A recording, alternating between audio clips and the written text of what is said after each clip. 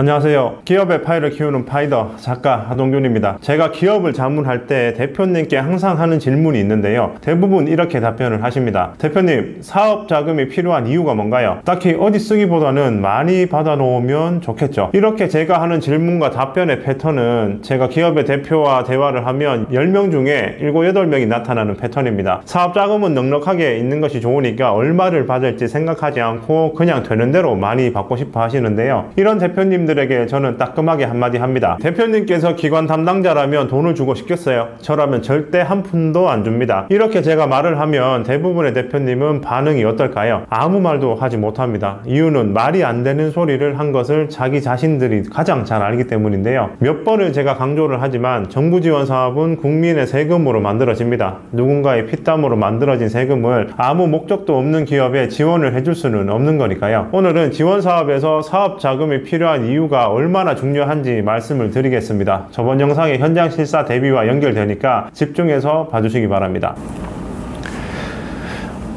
제가 자문했던 기업 중에 평택에서 H빔과 철근을 만드는 제조업체가 있었습니다. 해당 업체는 창업한 지 12년에서 13년 정도가 됐고 대표님 경력도 20년 이상이 되었고 직원도 5명 정도가 있었죠. 매출이나 이익도 안정적으로 운영되고 있었습니다. 그래서 추가적인 사업을 확장을 위해서 시설을 늘리고 싶어 하셨죠. 그래서 제가 정부 지원 사업 중에 시설 자금에 대한 부분을 안내를 했고 충분한 현장 실사 대비까지 조언을 드렸습니다. 그리고 제가 생각하기에는 이 업체가 자금을 받을 확률이 90% 이상이었죠. 그런데 해당 업체 대표님이 현장 실사에서 탈락을 했다는 연락이 왔습니다. 당연히 자금을 지원받겠다고 생각했던 저로서는 너무 황당했는데요. 대표님께 탈락한 이유를 조심스럽게 물어보니까 현장 실사 때 실수가 있었던 겁니다. 기술력과 사업성에 대해서는 기관 담당자들이 의심의 여지가 없었지만 자금을 지원했을 때 어디에 사용하고 어떻게 갚을지 정확하게 계획이 없었던 거죠. 만약 이 회사가 창업 초기였다면 자금 사용 계획이나 변제 계획은 조금 어설퍼도 기관 담당자들이 이해를 합니다. 하지만 해당 기업은 창업 후 10년이 지났고 기반도 튼튼했죠. 그런데 올바르게 자금을 사용할 목적이나 계획이 없다는 것은 운영 시스템에 문제가 있다고 판단을 합니다. 가장 크게 한 실수는 서류로 제출했던 자금 사용 계획과 다르게 말을 했다는 거죠. 여러분이라면 이렇게 말이 다르면 지원을 해주고 싶을까요? 절대 아니겠죠. 거기서 담당자가 사업 계획 자체를 의심했고 불신했던 겁니다. 이렇게 되면 기관 담당자들은 자금 지원을 절대 해주지 않습니다.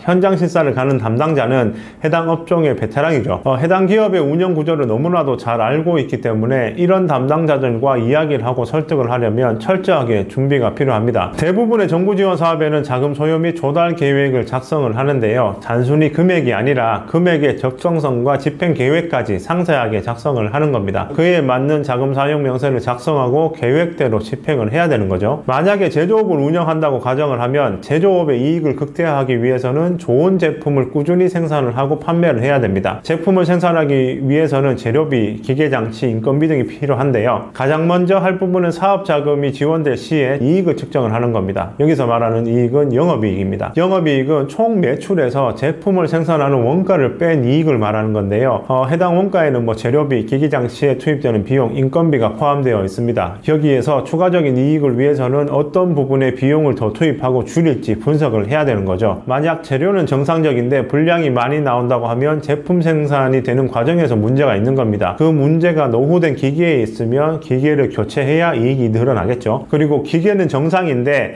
재료가 불량이라 투입량이 많아지면 재료를 점검하고 공급처를 교체를 해야 됩니다. 그리고 재료나 기계가 모두 이상이 없다고 하면 유통 과정이나 판매 과정까지 점검을 해야 되죠. 이익을 최종적으로 실행하는 과정까지 명확하게 살펴야 된다는 겁니다. 그 후에 어디에 중점적으로 사업 자금을 투입할지 결정을 해야 되죠. 결정된 사항을 바탕으로 자료를 준비하고 사업 자금이 필요한 부분을 기관 담당자에게 말을 해야 됩니다. 그리고 사업 자금이 투입되면 얼마나 이익이 나는지도 구체적으로 상세하게 보여줘야 되죠. 당연히 객관적으로 증명될 수 있는 수치화된 자료는 필수고요. 이렇게 철저하게 보는 이유는 일반적으로 개인 신용이나 담보를 제공하고 받는 은행 대출과는 성격이 좀 다르기 때문입니다. 정부 지원 사업으로 기업의 사업 자금을 지원하는 명확한 중요한 이유가 있습니다. 기업이 올바르게 성장해서 사회 공헌을 하게 만들기 위함인데요. 이익이 늘어나게 되면 세금도 늘어나서 국가의 재정을 튼튼하게 하죠. 그리고 기업이 커지게 되면 운영에 필요한 추가적인 인력도 필요하게 됩니다. 따라서 일자리가 늘어나게 되고 채용도 활발하게 이루어지죠. 그리고 소득이 생긴 근로자들은 꾸준한 소비를 하게 되고 지역 상권까지 살아나게 됩니다. 이처럼 올바른 정부 지원 사업 하나로 파생되는 이득이 아주 큽니다. 현재 코로나는 대부분 종식이 되었지만 이로 인해서 모두 힘들었고 서로가 살아남기 위해서 치열한 경쟁을 했죠. 치열하다고 모든 기업에 지원할 수는 없습니다. 그러니 기관 담당자들은 신중하고 정확하게 기업을 분석하고 지원을 하는 겁니다.